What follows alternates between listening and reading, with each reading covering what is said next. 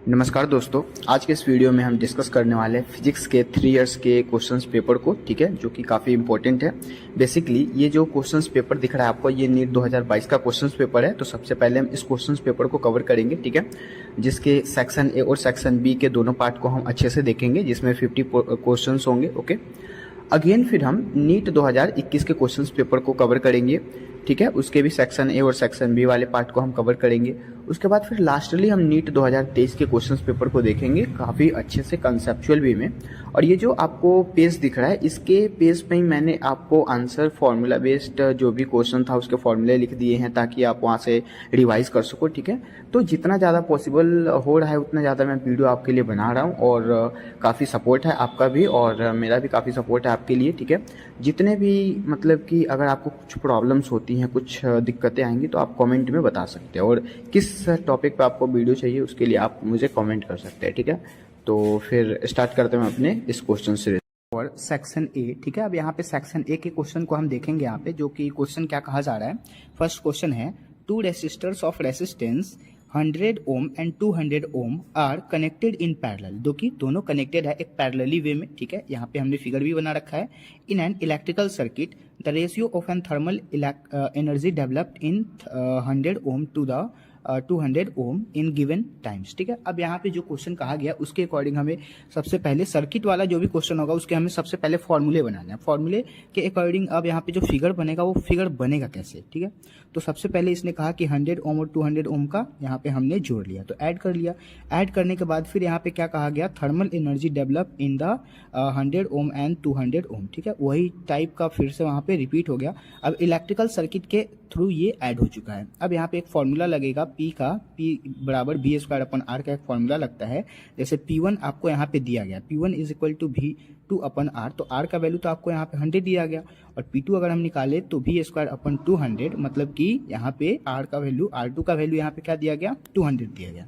तो ऐसे P1 और P2 हम निकाल लेंगे, और P1 और P2 को हम यहाँ पे क्या करेंगे, तो हमें यहाँ पे डिवाइड कर लेना है। P1 अपॉन P2 निकालेंगे तो V1² अपॉन V2² निकालेंगे तो यहाँ पे क्या आएगा, 200 अपॉन 100 आएगा, मतलब कि कट के ये 2/1 हो जाएगा। तो यहाँ पे रेशियो क्या हो जाएगा, 2/1। ठीक है, तो ये एक कंसेप्ट हो गया, कंसेप्चुअल बेस्ड क्वेश्चन हो गया, जो कि इलेक्ट्रिकल सर्किट से आता है। अगेन आते हैं नेक्स्ट क्वेश्चन पे।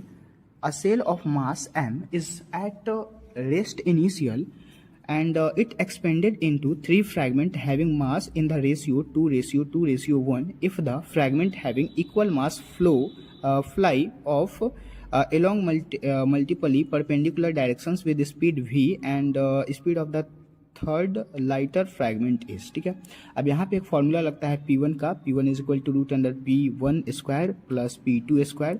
अब यहाँ पे P1 आपको P2 निकालना है और दोनों का स्क्वायर करना है। स्क्वायर करने के बाद रूट से बाहर आप निकालेंगे तो 2√3V is the right answer. ठीक है, जो कि बिल्कुल नॉर्मल सा क्वेश्चन है। अगेन आते हैं नेक्स्ट क्वेश्चन पे।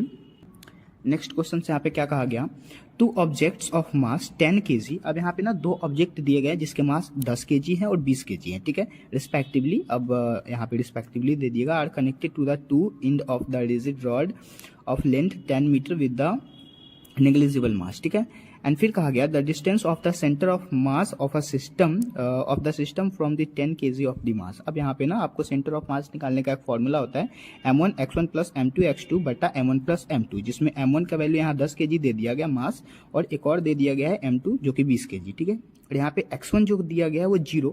अब यहाँ पे क्या कहा गया कि इंड से, मतलब to end of the rigid length is 10। अब टू इंड कहने का मतलब लास्ट से स्टार्ट ऑफ है, तो 0 से स्टार्ट है और 10 मीटर तक गया, तो x1 0 हो गया और x2 10 हो गया।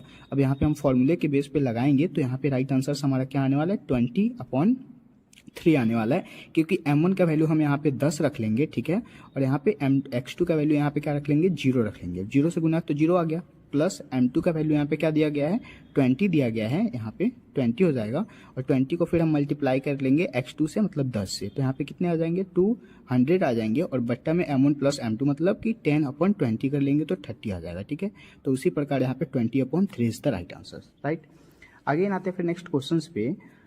The angle between the electrical line of forces and the equipotential surface is. तो आपको इक्विपोटेंशियल सरफेस निकालना है, तो ये तो बिल्कुल ही स्टेटमेंट बेस्ड क्वेश्चन बनता है यहाँ पे। व्हेन पोटेंशियल इज कांस्टेंट, अगर पोटेंशियल कांस्टेंट होती है तब नेगेटिव पोटेंशियल ग्रेडियंट 0 होते हैं और वहाँ पे जो इक्विपोटेंशियल सरफेस होते हैं वो 90 डिग्री का कोण बनाते हैं, ठीक है। वहाँ पे जो एंगल होगा इलेक्ट्रिक लाइन ऑफ फोर्सेस का वो 90 डिग्री का होगा, ठीक है। आगे आते हैं नेक्स्ट क्वेश्चन पे।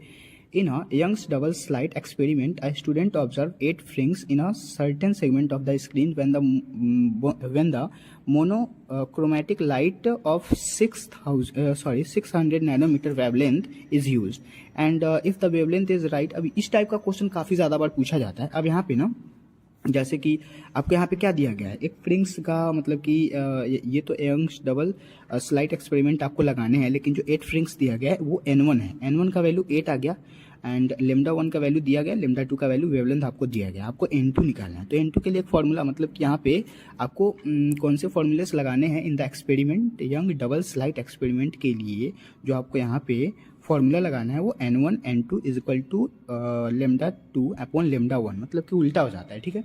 तो N1 का वैल्यू तो आपको 8 आ गया, ठीक है, यहाँ पे 8 दिया गया है, लेकिन N2 का वैल्यू आपको नहीं दिया गया, यही आपको निकालना है, ठीक है।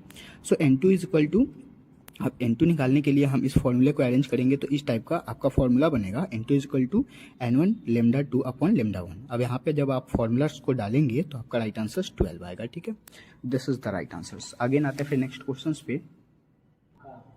Again, the next question is, a body of mass 60 gram experience a gravitational force of 3.0 Newton when placed at a particular point, the magnitude of the gravitational field intensity at that point, ठीक है।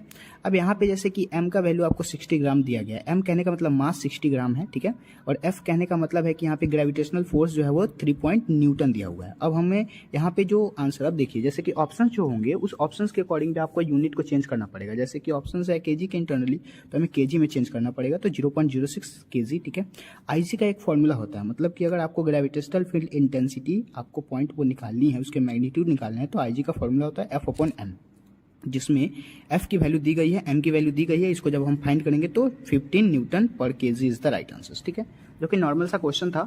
Again next question, a square loop of slide 1 metre and resistance 1 ohm is placed in a magnetic field of 0.5 t if the plane of loop is perpendicular to the direction of magnetic field and the magnetic flux through the loops is, so इसका right answer 0.5 weber हो जाएगा। कैसे होगा, तो b का value यहाँ पे 0.5 t दिया गया है। t कहने का क्या मतलब है, अब यहाँ पे 0.5 t दिया गया मैग्नेटिक फील्ड, तो मैग्नेटिक फील्ड हमने लिख लिया। अब एक फॉर्मूला होता है इस चीज़ का, ठीक है, बी ए इंटू कॉस थीटा। बी ए इंटू कॉस थीटा, बी ए का वैल्यू, वी का वैल्यू तो दिया गया है यहाँ पे 0.5, ए का वैल्यू 1 हो गया क्योंकि हमें यहाँ पे 1 मीटर स्लाइड इसका कहा गया था, ठीक है। और कॉस थीटा कहने का मतलब कॉस 0 डिग्री लगाएंगे, इसका एंगल जो होगा वो 0 डिग्री पे लेंगे हम, ठीक है। तो कॉस 0 का वैल्यू 1 होता है, तो 0.5 into 1 is equal to 0.5 weber is the right answer, जो कि वेबर एक यूनिट होता है। आगे आते हैं नेक्स्ट क्वेश्चन पे। Plane angle and solid angle, this is very conceptual based, यहाँ पे रट्टू क्वेश्चन है। Unit and no have dimension, मतलब कि जो एंगल होते हैं, प्लेन एंगल हो या फिर सॉलिड एंगल हो, उसमें यूनिट होते हैं बट डायमेंशंस उसके नहीं होते, तो इसका राइट आंसर यहाँ पे 1 हो जाएगा, ठीक है। आगे आते नेक्स्ट क्वेश्चन पे। The energy that will be ideally radiated by the 100 kilowatt transmitted in 1 our is, तो यहाँ पे ये भी फॉर्मूला रट्टू क्वेश्चन है, मतलब कि आपको यहाँ पे पूछा गया 100 किलोवाट में कितने मतलब कि जूल होंगे, तो 36 इंटू 10 टू पावर 7 जूल, कहने का मतलब 36 करोड़ या फिर 360 million is the right answer, ठीक है। आगे आते हैं फिर यहाँ पे नेक्स्ट क्वेश्चन क्या कहा गया, एक graph which show variations of the de Broglie wavelength. De Broglie wavelength के लिए एक ग्राफ दिया गया है लेमडा से, जिसको डिनोट कर रहे हैं, and the particles and its associated momentum is, तो यहाँ पे एक फॉर्मूला होता है lambda is equal to h upon p, h का मतलब प्लैंक्स कांस्टेंट एंड पी का वैल्यू मोमेंटम। तो यहाँ पे जो ग्राफ बनते हैं वो कुछ इस प्रकार का बनता है, ठीक है, तो राइट आंसर से यहाँ पे 4th हो जाएगा। ओके, अब आते हैं नेक्स्ट क्वेश्चन पे। So this is our next questions. When light propagate through a material medium of relative permittivity ER and the relative permeability is in mu R and the velocity of light is v and given the c, मतलब कि यहाँ पे ना कुछ value भी आपको दिए गए हैं। अब यहाँ पे आपको फॉर्मूला क्या लगाना है, तो सबसे पहले रिफ्रैक्टिव इंडेक्स निकालने के लिए n का फॉर्मूला होता है √E R म्यू R, ठीक है। अब यहाँ पे इक्वेशन 1 ले लीजिए या फिर इसको अलग साइड में आप याद करके रखिए।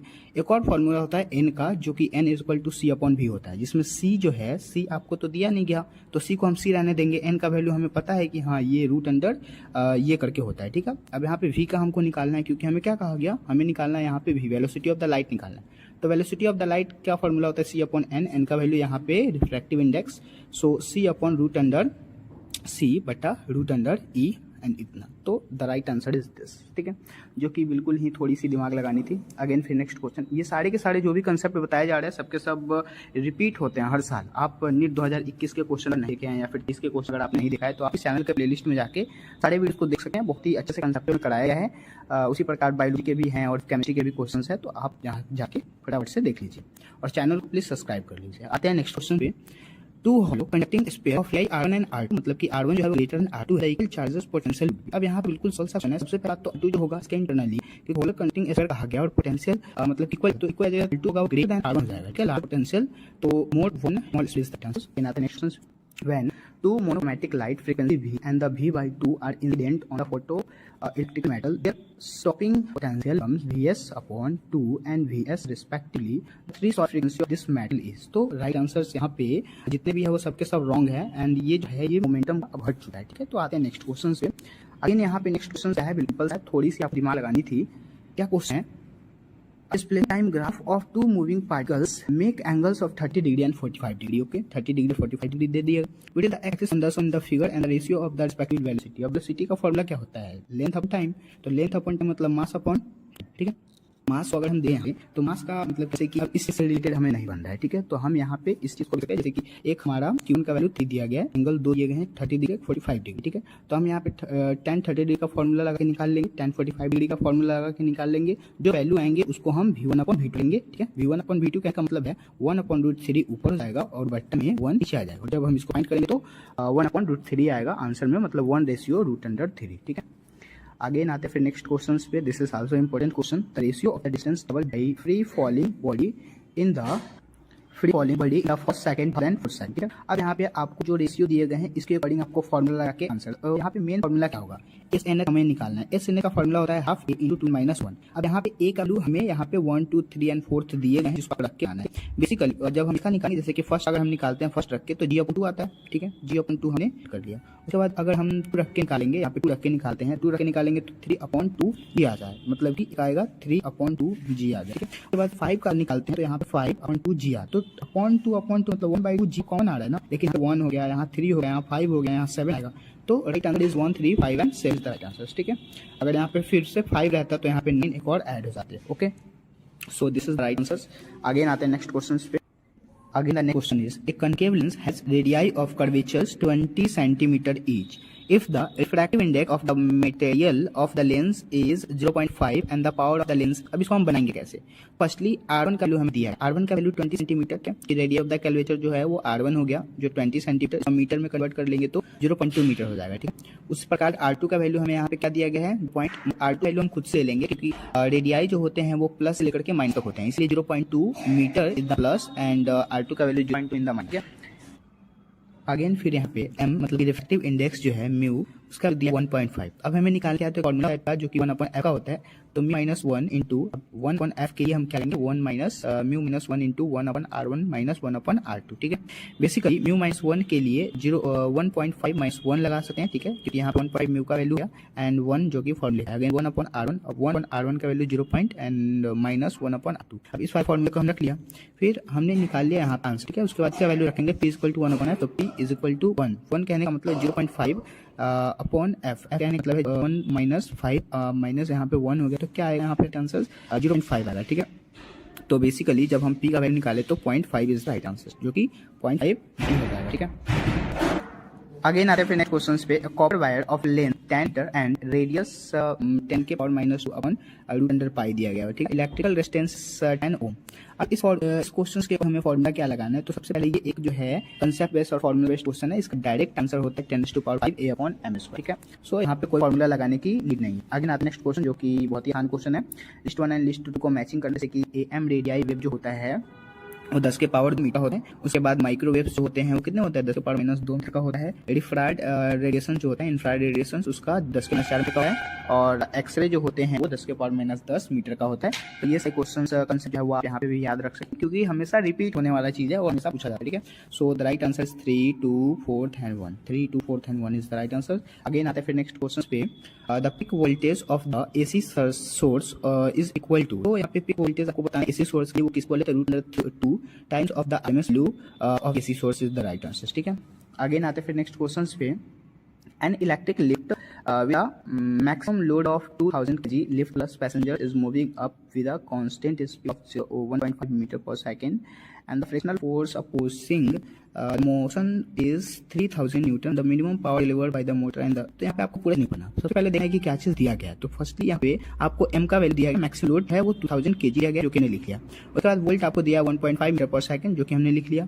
f का वैल्यू यहाँ पे दिया गया जो कि हमने लिख लिया, ठीक है।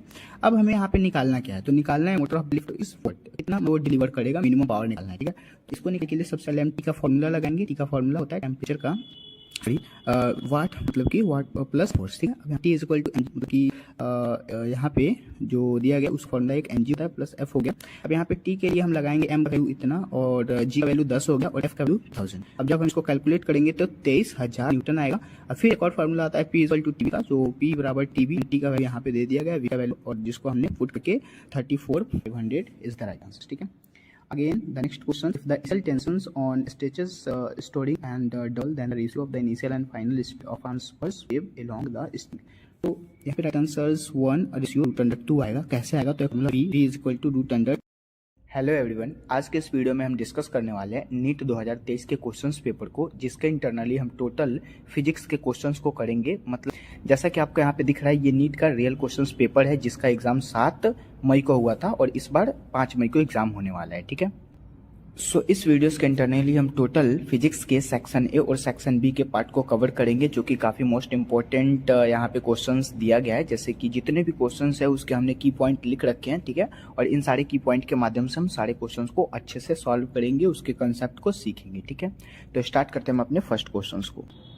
सो this is our first question कहा जा रहा है a football played is moving southward, ठीक है। मतलब कि कोई फुटबॉल है जो कि मूव कर रहा है साउथवर्ड की तरफ एंड सडनली टर्न्स, मतलब अचानक से चेंज हो गया ईस्टवर्ड की तरफ विद द सेम स्पीड, मतलब कि उसका स्पीड चेंज नहीं हुआ। उसके बाद टू अवॉइड एन अपोनेंट, उसको अवॉइड कर सकते हैं, and the force act on the play while is turning. अब उसका जो टर्निंग हुआ वो किस फोर्स, मतलब उसका फोर्स जो हुआ किस साइड में हुआ है, ठीक है।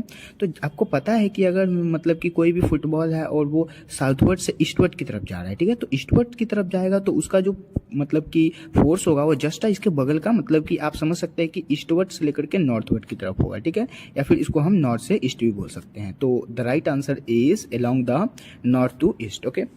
आगे आते फिर नेक्स्ट क्वेश्चंस पे। An AC source is connected to a capacitor C due to decrease in its operating frequency.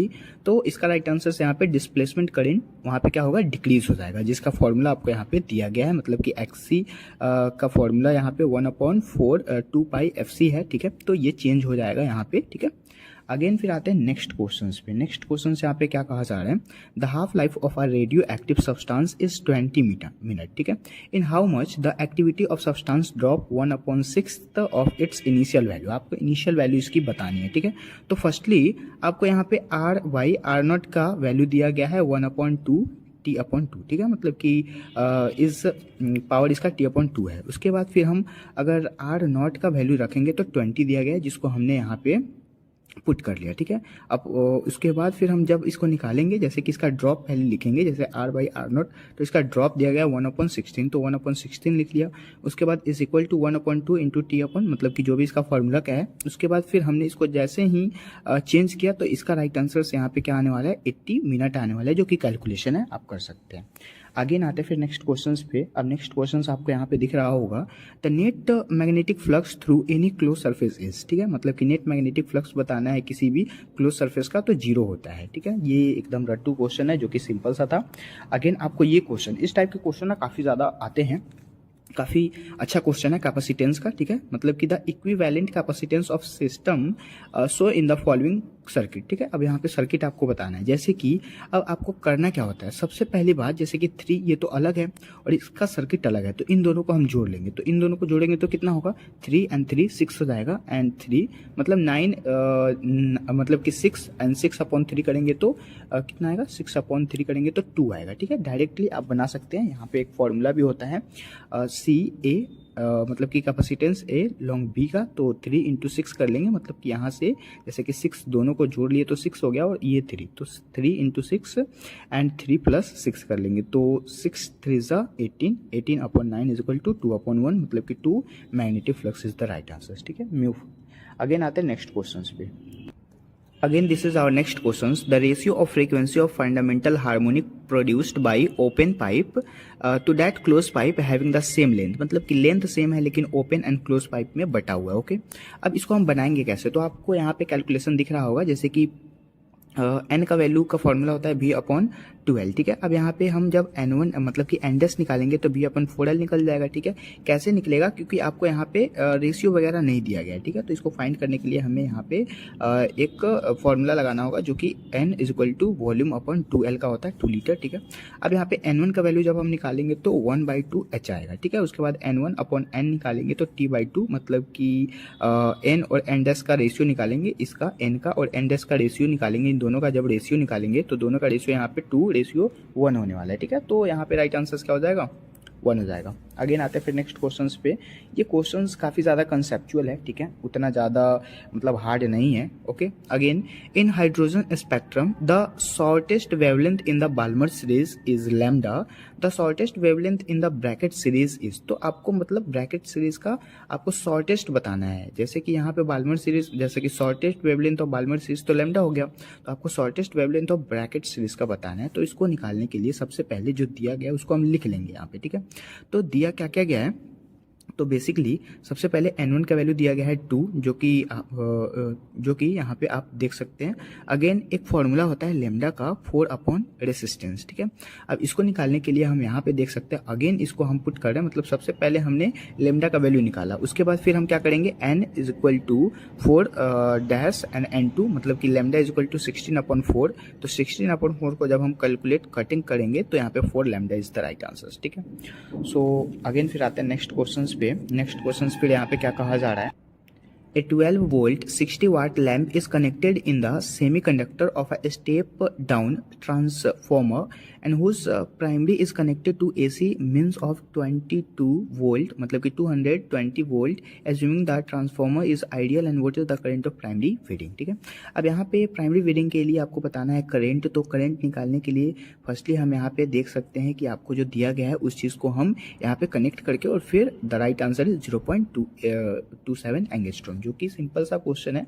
अगर आपसे नहीं बना तो आप इसको ट्राई करेंगे, सही से देखेंगे, ठीक है। अगेन फिर नेक्स्ट क्वेश्चन पे आते हैं, the magnitude and direction of the current in the following circuit. अब जैसे कि आपको ये सर्किट दिया हुआ है, इस सर्किट के अकॉर्डिंग आपको ना इसका फाइंड करना है आंसर, ठीक है। तो आंसर फाइंड करने के लिए जैसे कि मैंने यहाँ पे शॉर्टेस्ट बता रखा है कि जैसे कि आई आपको दिया गया, आई क्या दिया गया है, सबसे पहले ना इस फिगर के अनुसार आप देख सकते हैं कि आई जो दिया गया है, आई का फॉर्मूला होता है, आई का फॉर्मूला क्या होता है कि जो भी वोल्ट दिए गए हैं आपको उसको मतलब कि डिवाइड करना है, और उसको माइनस करना है और बट्टा में मतलब कि डिवाइड क्या चीज़ से कर देना है, जो भी आपका सर्किट दिया गया, जैसे कि 1 and 7 8 हो जाएगा और 2 10 हो जाएगा, ठीक है। तो 10 आपको यहाँ पे ओम दे दिया गया, तो 10 को हम नीचे रखेंगे एंड बाकी 10 - 5, तो 10 - 5 = 5, 5/10 = 1/2, मतलब 0.5 फ्रॉम द ए, तो राइट आंसर इज 1। अगेन आते हैं फिर नेक्स्ट क्वेश्चंस पे। नेक्स्ट क्वेश्चंस फिर यहाँ पे क्या कहा जा रहा है, the magnetic energy store in an inductor of inductance 4 μH carrying a current of 2A, ठीक है। तो यहाँ पे ना बिल्कुल सिंपल सा क्वेश्चन है और काफ़ी ज़्यादा बार मतलब रिपीट होते हैं, लगभग नीट 2022 में भी रिपीट आया था और नीट 2020 में रिपीट आया था ये क्वेश्चन, ठीक है। अब यहाँ पे आप देख सकते हैं जैसे कि क्या कहा जा रहा है, एनर्जी के लिए आप फॉर्मूला लगा सकते हैं 1/Li² एंड आपको 1/2 तो फॉर्मूले का हो गया। एल आई का मतलब कि एल का वैल्यू यहाँ पे क्या दिया गया है, जैसे कि आप एल का वैल्यू देख सकते हैं, इंडक्टेंस का वैल्यू 4 μH दिया गया, तो 4 रख लेंगे। अगेन फिर हमें निकाल लेना है जूल के लिए, ठीक है। तो एल आई का स्क्वायर मतलब कि इसका स्क्वायर करेंगे जूल के लिए, तो 10⁻⁻6 जूल में हम कन्वर्ट कर लेंगे और इसका स्क्वायर 2 का स्क्वायर कर लिए, ठीक है। उसके बाद इसका फाइंड एनर्जी क्या आ गया, 8 mu joule is the right answer, ठीक है। आगे आते हैं नेक्स्ट क्वेश्चन पे। The next question is the potential energy of a long spring when stretched by 2 cm is U. If the spring is stretched by 8 cm, potential energy stored in which will. अब यहाँ पे आपको कितना potential energy store होगा उसी का मान बताना है, ठीक है। तो फर्स्टली आपको यहाँ पे क्या गिवन है, तो x1 का मान यहाँ पे 2 सेंटीमीटर दिया गया और फिर x2 का वैल्यू यहाँ पे 8 सेंटीमीटर दिया गया। फिर u का एक फॉर्मूला होता है 1/kx², ठीक है। u कहने का मतलब पोटेंशियल एनर्जी, ठीक है, कितने स्टोर हो रहे हैं। तो इसके लिए हम 1/2 kx² का फॉर्मूला लगाएंगे और फिर फाइंड करेंगे, तो 16 u is the right answer, ठीक है। अगेन आते हैं फिर नेक्स्ट क्वेश्चन पे। The errors in the measurement which arise due to unpredictable fluctuations in the temperatures and the voltage supply are. अब आपको यहाँ पे देखना है, तो वोल्टेज सप्लाई किस मतलब कि वो क्या है, तो वो एक प्रकार का रैंडम एरर होता है, ठीक है। Random error is the right answer. Again आते हैं नेक्स्ट क्वेश्चन पे। Resistance of a carbon. अब आपको ना बताना है कि कार्बन का जो रेसिस्टेंस है उसका रेसिस्टर्स जैसे कि आपको डिटरमाइन किया गया है इन द कलर कोड में 2 मतलब कि 2 यहाँ पे ये ohm and the colour of the third band must be. तो जब भी कलर जैसे कि आप रेसिस्टेंस के लिए आप जब कलर कोड देखते हैं तो वहाँ पे जो कलर होता है वो ऑरेंज कलर का होता है, जो कि आपको पता है। तो इस सब के गिवन से कोई मतलब नहीं है, ठीक है। यहाँ पे आपको रेसिस्टेंस दिया मतलब ऑरेंज कलर। अगेन आते हैं नेक्स्ट क्वेश्चन पे। अ मेटल वायर हैज़ मास। अब एक मेटल वायर है जिसका मास दिया गया है इतना ग्राम, ओके। अगेन रेडियस दिया गया है इतना mm एंड लेंथ दिया गया है फिर इतना सेंटीमीटर, ठीक है। अब देख सकते हैं फिर क्या पूछा जा रहा है, the maximum possible percentage error in the measurement of density will be. ये क्वेश्चन जो फेमस क्वेश्चन है और प्रत्येक मतलब कि 19 में भी आया था, नीट 2019 में क्वेश्चन पूछा गया था और फिर 23 में आ गया। जैसे देखिए अब मोमेंटम का वैल्यू होता है m/v, ठीक है, जिसमें म्यू का वैल्यू हम निकाल सकते हैं, जैसे कि यहाँ पे मोमेंटम का वैल्यू निकाल सकते हैं m/πr²l, ठीक है, जो कि एक फॉर्मूला होता है। फिर उसको हम चेंज करेंगे डेल्टा मोमेंटम अपॉन मोमेंटम, तो यहाँ पे निकल जाएगा डेल्टा करके, मतलब कि फाइनल आपका आंसर फाइनल जो भी फॉर्मूला होगा वो ये हो जाएगा, ठीक है। उसके अकॉर्डिंग हम पुट करेंगे इस सारे मानों को, तो जो भी वैल्यू दिया गया उसको हमने पुट किया और जो भी हमारा फाइनल आंसर आया वो 1.6% आएगा, ठीक है। सो this is the concept and this is the formula based questions. Again आते हैं नेक्स्ट क्वेश्चंस पे, ठीक है। अब यहाँ पे जो क्वेश्चंस कहा जा रहा है ये भी एक कंसेप्चुअल क्वेश्चन ही है। यहाँ पे कहा जा रहा है light travels in distance x in time t1 and air in the 10x in the time t2। Time t2 में क्या हुआ कि 10x हो गया और t1 में xx मतलब कि x मतलब कि टाइम था, ठीक है।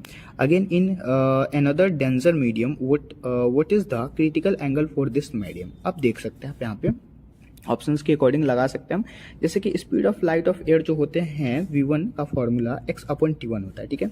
अब आपको यहाँ पे जो दिया गया है speed of light of medium, तो v2 मतलब कि यहाँ पे मतलब कि स्पीड ऑफ लाइट मीडियम का v2 का फॉर्मूला होता है 10x/t, ठीक है। अब यहाँ पे 10x कहने का ये मतलब है कि जैसे कि आपको यहाँ पे जो दिया गया था 10x उसको हमने रख लिया और फिर साथ में t2 के लिए था तो t2 रख दिया।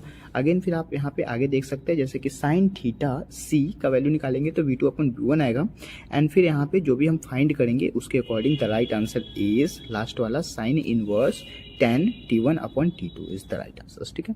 सो सिंपल क्वेश्चन है। अगेन आते हैं फिर नेक्स्ट क्वेश्चन पे। यहाँ पे the question is in a plane electromagnetic wave traveling in the free space the electric field component oscillates sinuously in a frequency of 2.0 into 10⁻10 hertz and the amplitude 48 volt volume per minute and then the amplitude of oscillating magnetic field is speed of the light in the free spaces 3 into 10⁸ meter per second, okay।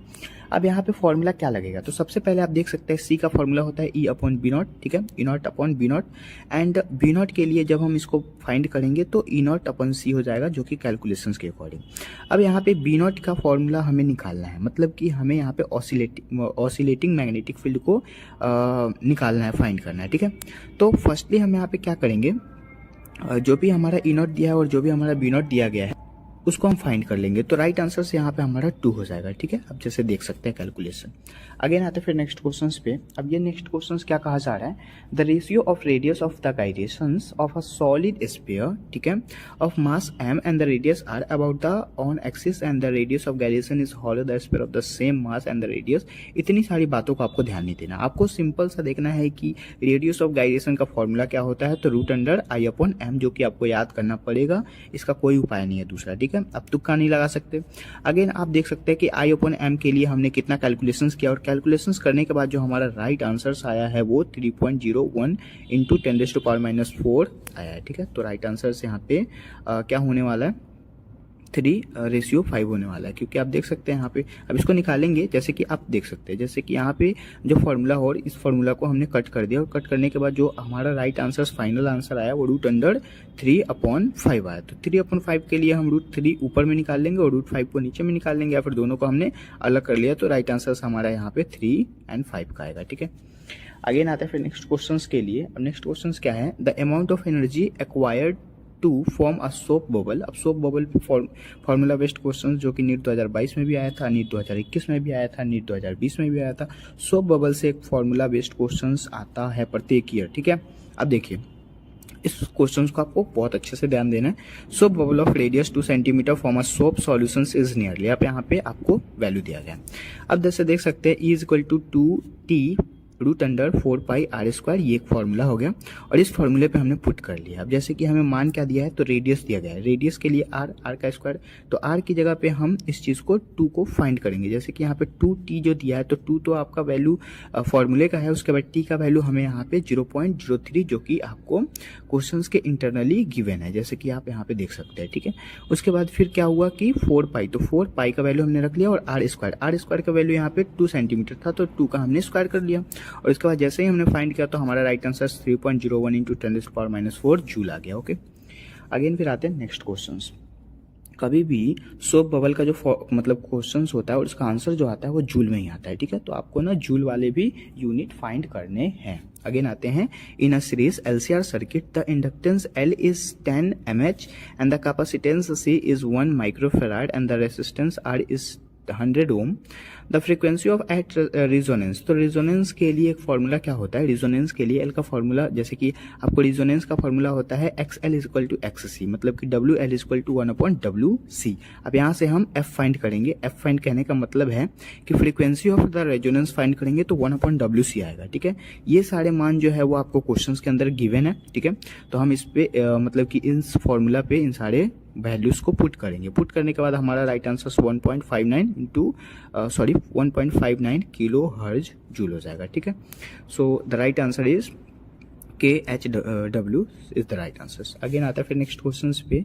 अब यहाँ पे कहा जा रहा है if over surfaces, तो इसके लिए जो हमारा राइट आंसर होगा वो 4th हो जाएगा। क्यों 4th होगा, क्योंकि यहाँ पे क्वेश्चन में आंसर में कहा जा रहा है the number of flux line entering the surface must word आ गया ना, मस्ट कहने का मतलब होना ही चाहिए, ठीक है। तो इसलिए ये राइट आंसर हुआ है, क्योंकि आपको इसका वैल्यू 0 दिया गया है ओवर सरफेस, तो ओवर सरफेस कहने का मतलब कि बिल्कुल सही बात है, इसलिए क्योंकि नंबर ऑफ फ्लक्स जो होंगे और उनके लाइट इंटरिंग जो होंगे वो बिल्कुल ही मस्ट होंगे equal to the number of flux line of livid, ठीक है। So the right answer is 4th। आते हैं अगले नेक्स्ट क्वेश्चन पे। Again this is very easy question, ठीक है। यहाँ पे क्या है, the venturi meter works on, तो वेंट्रुली मीटर्स वर्क जो होते हैं वो किस चीज़ के लिए काम करते हैं, बर्नौली प्रिंसिपल, है ना, बिल्कुल सिंपल सा क्वेश्चन। अगेन आते हैं फिर नेक्स्ट क्वेश्चन पे। 2 bodies of mass m and A को दिया है 9m, ठीक है, मतलब कि 2 मास दिए गए हैं जिसका m और 9m है, are placed at a distance r। उसके बाद फिर क्या है, the gravitational potential on the line joining the bodies where the gravitational field equals 0 will be. अब G = ग्रेविटेशनल कांस्टेंट। अब आपको यहाँ पे फॉर्मूला कैसे निकालना है, देखिए फॉर्मूला फाइंड करने का तरीका मैं बताता हूँ बिल्कुल सिंपल वे में, कोई ऐसा मतलब कि यूट्यूब पे आपको नहीं बताएगा, ठीक है। जैसे कि आप देख सकते हैं R1 का एक वैल्यू, मतलब कि R1 के लिए आप देख सकते हैं कि R/4 इसलिए हमने रखा क्योंकि ये फॉर्मूले का है, ठीक है। उसके बाद फिर R2 के लिए 3R/4 हमने रख लिया। 3R/4 ये जो है, ये सिंपल सा मैं एक ट्रिक आपको बता रहा हूँ, जैसे कि R1। अब R1 कहने का मतलब है कि आपको सबसे पहले 2 मास दिए गए, तो 2 मास के लिए आपको रेसिस्टेंस भी फाइंड करने पड़ेंगे, तो R1 के लिए R/4 4 रख लिया। उसके बाद R2 के लिए 3R/4 इसलिए रखा हमने क्योंकि आप देख सकते हैं कि इसके 3 इक्वली डिवीजन है, ठीक है। अगेन फिर VP के लिए एक फॉर्मूला होता है GM/4 R/4 के लिए। तो यहाँ पे जैसे ही आप कैलकुलेट करेंगे तो right answer -16 GM/R is the right answer, ठीक है। अगेन आता है फिर नेक्स्ट क्वेश्चन पे। the temperatures of gases is -50 degree centigrade toward the temperature of gas should be heated and so that the RMS speed is increased by the 3 times। अब यहाँ पे आपको देख सकते हैं कि VRMS is proportional to √T, तो V1/V2 is equal to √T1/T2, ठीक है। अब यहाँ पे इनिशियल स्पीड के लिए इनिशियल स्पीड जो होता है उसका फॉर्मूला आपको यहाँ पे दिख सकता है, जैसे कि V1 एंड मतलब वो 3 टाइम्स वहाँ पे वो मतलब कि बढ़ रहा है, तो 3 टाइम्स बढ़ रहा है तो आप इसको ऐड कर लेंगे। मतलब कि इनिशियल वैल्यू V है तो उसको 3 टाइम्स जोड़ेंगे तो 4 हो जाएगा ना। और 4 के लिए अब इसी को हम कैल्विन में चेंज करेंगे, मतलब कि ये तो किलो कैलोरी होगा, इसी को हम कैल्विन में चेंज करेंगे तो आपका राइट आंसर 3295 डिग्री C हो जाएगा, ठीक है। अगेन आते हैं फिर नेक्स्ट क्वेश्चन पे। The minimum wavelength of X rays produced by an electron acceleration through the potential difference of V volts is proportional to। अब यहाँ पे आपको देख सकते हैं SC/λ का एक फॉर्मूला होता है इलेक्ट्रॉन वोल्ट का। सो लैम्डा के लिए हम SC/E करेंगे, is proportional to 1/V। This is the right answer, ठीक है।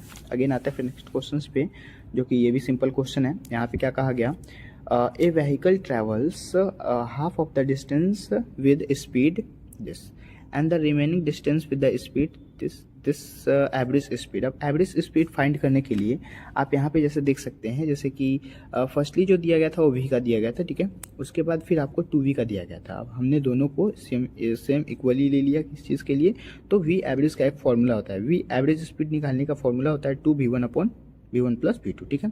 तो 2V1 कहने का मतलब है कि आपको वहाँ पे V दिया गया और दूसरा 2U दिया गया, मतलब 2V दिया गया, ठीक है। अब यहाँ पे फिर हमने V1/V2 जोड़ लिया। V1/V2 कहने का मतलब V/2V, ठीक है। अब यहाँ पे जैसे ही हम निकालेंगे तो 4V²/3 V हो जाएगा and lastly 4U/3 is the right answer, ठीक है। अगेन आते फिर नेक्स्ट क्वेश्चन पे। The angular acceleration of a body moving along the circumference of a circle is, ठीक है। तो इसका right answer along the axis of rotations हो जाएगा, ठीक है। अगेन आते हैं नेक्स्ट क्वेश्चन पे। Let a wire be suspended from, अब यहाँ पे फिर बताया गया सेलिंग, मतलब कि rigid support and the stretches by weight W and the attached at the free end। उसके बाद longitudinal stretch of any point across sectional A and the wire is, तो इसका राइट आंसर क्या हो जाएगा, W/A हो जाएगा, ठीक है। अगेन आता है फिर नेक्स्ट क्वेश्चन पे। फिर यहाँ पे क्या कहा जा रहा है, ए फुल वायर रेक्टिफायर्स, उसके बाद circuit consist of 2 PN junctions diode and this.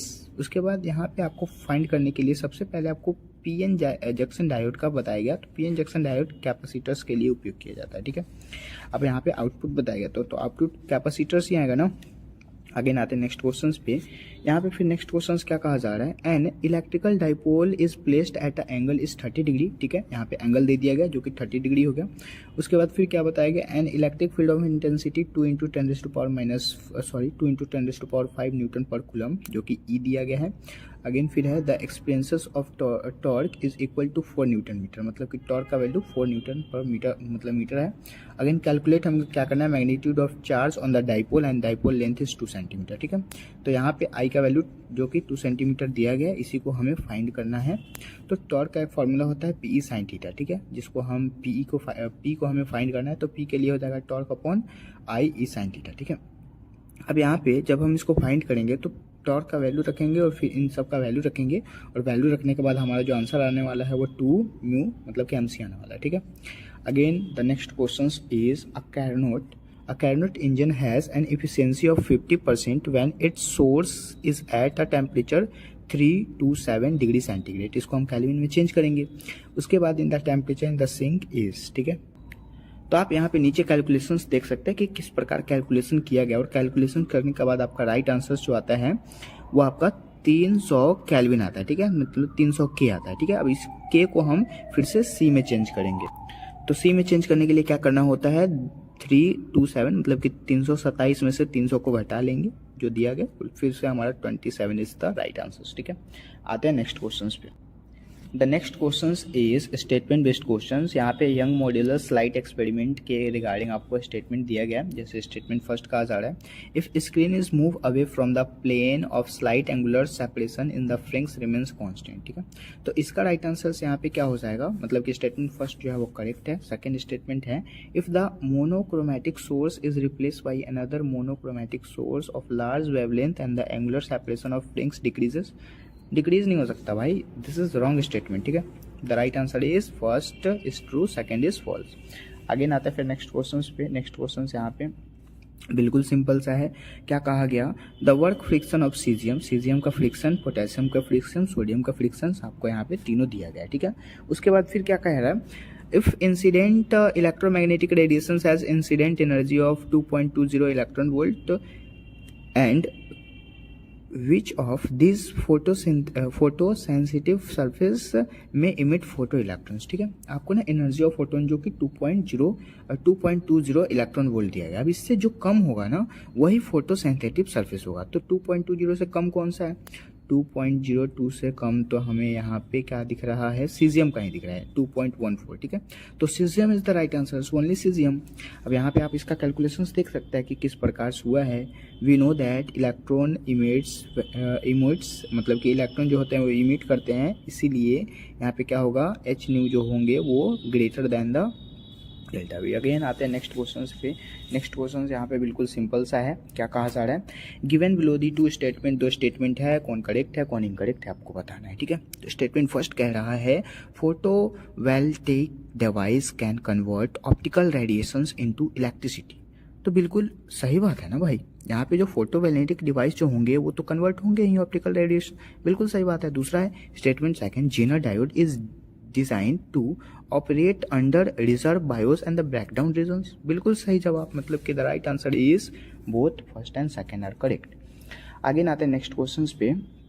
The next question is, if a galvanometer G does not show any deflections in the circuit, so the value of R is given by। अब यहाँ पे आपको देख सकते हैं जैसे कि ये मतलब कि डायग्राम है और इस डायग्राम के अकॉर्डिंग आपको क्वेश्चंस फाइंड करना है।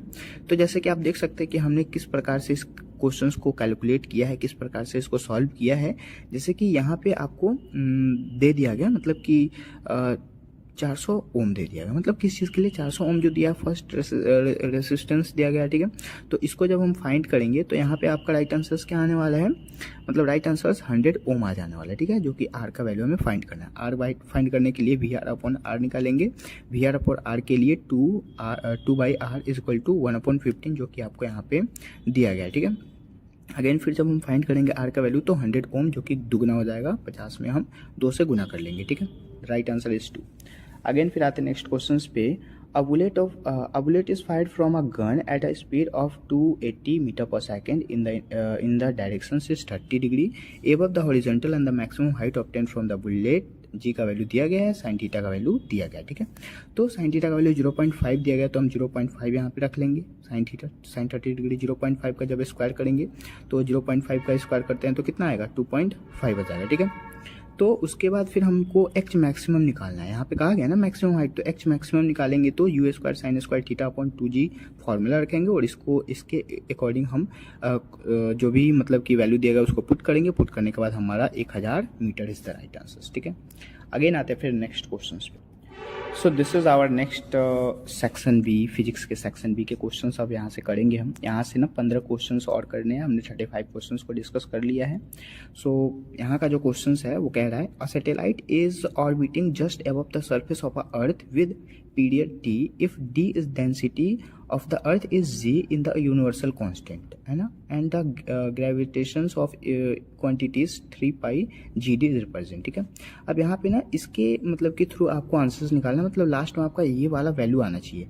तो t का फॉर्मूला होता है 2 pi by √g m, क्योंकि हमने पहले भी इस फॉर्मूले पे क्वेश्चंस एक बनाया हुआ था। ठीक है, अगेन फिर जैसे ही हम इसको पुट करेंगे तो पुट करने के बाद हमारा right answer t² is equal to 3 pi upon GT आ जाएगा। ठीक है, जो कि हमें यहाँ पे लाना था तो हमने ला दिया। तो राइट आंसर ये किसके इक्वल है, 3² के इक्वल है, जो कि करेक्ट हो जाएगा। ठीक है, अगेन यहाँ पे बिल्कुल सिंपल सा question for a logistic circuit truth table बताना है आपको।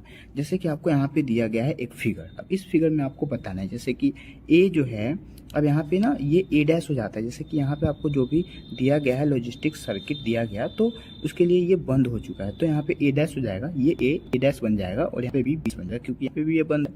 उसके बाद फिर ये गया और यहाँ पे ये बंद हो गया, तो बंद होने के बाद ये फिर से डबल आपको जैसे कि आपको यहाँ पे कैलकुलेशंस दिखाया गया है, ठीक है। तो राइट आंसर से यहाँ पे क्या होने वाला है, ए होने वाला है, ठीक है। क्यों ए होने वाला है, क्योंकि यहाँ पे लो कंसंट्रेशन से हाई पे जाना होता है, ठीक है। तो लो लो लो, तो ये सही है।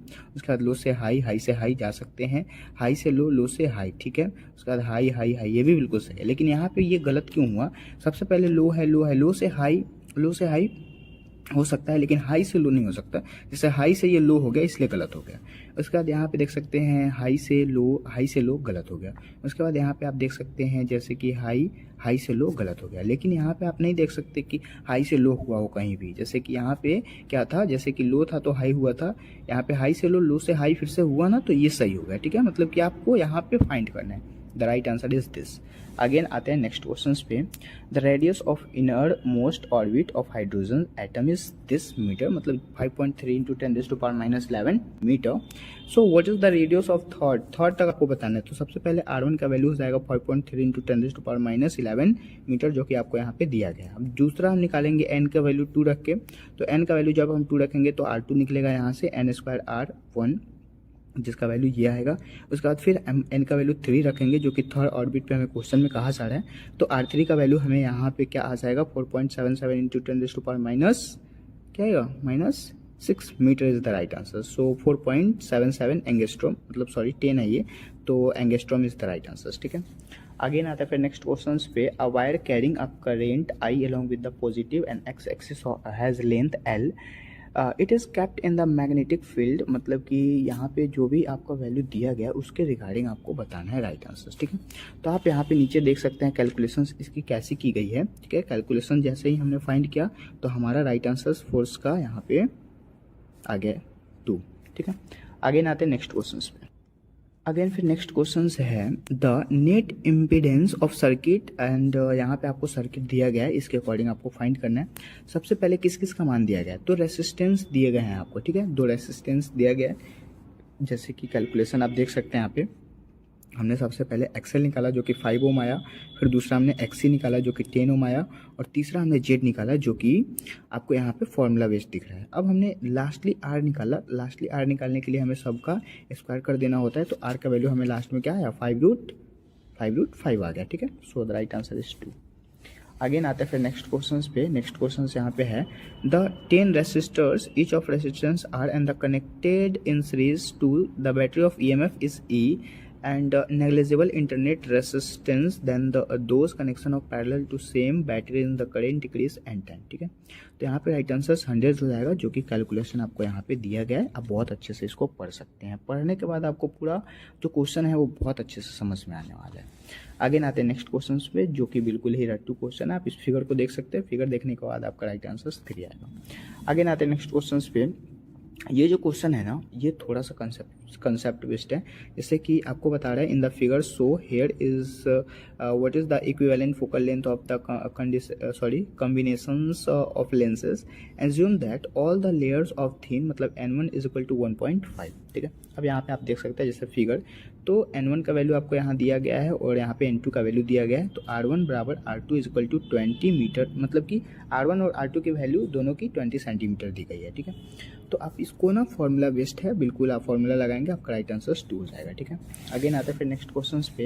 यहाँ पे जो क्वेश्चन कहा गया, a very long conducting wire is bent in a semiconductor shape from A and B as shown in the figure, and the magnetic field at a point P for the steady current configuration is given by, ठीक है। तो यहाँ पे right answers क्या हो जाएगा, 2 हो जाएगा। मतलब कि देख सकते हैं μ0I/4 R is √1/2 pi pointed away from the face is the right answer, ठीक है। अगेन आते हैं नेक्स्ट क्वेश्चन पे, जो कि कैलकुलेशंस आपको करने हैं। कैलकुलेट द मैक्सिमम एक्सेलरेशन, जो भी एक्सेलरेशन सबसे ज़्यादा है उसको आपको कैलकुलेट करना है। तो यहाँ पे आप फॉर्मूला लगाएंगे, आपका राइट आंसर 1.5 मीटर पर सेकेंड आ जाएगा। आगे आते हैं नेक्स्ट क्वेश्चन पे। two thin lenses of are the same focal length f and but the convex lens is the right answers infinite, जो कि बिल्कुल सिंपल है. Again next questions, a horizontal bridge is built and across a river a student standing on the bridge through the small ball vertically upward with the velocity is 4 meter per second. The ball strike the water surface after 4 seconds. The height of the bridge. अब आपको ना bridge का height बताना है, तो जी का value दिया ही गया है, राइट आंसर 64 मीटर आ जाएगा. ठीक है. अगेन फिर नेक्स्ट क्वेश्चंस क्या है, अब हमारे क्वेश्चंस कंप्लीट हो जाएंगे. ठीक है. यहाँ पे नेक्स्ट क्वेश्चंस है the resistance of a pen, this is the right answer, जो कि फॉर्मूला है, फॉर्मूला लगाना है आपको. ठीक है. अगेन नेक्स्ट क्वेश्चंस देख सकते हैं आप यहाँ पे, an electric dipole is placed as shown in the figure, जैसे कि आपको फिगर दिया गया. ठीक है.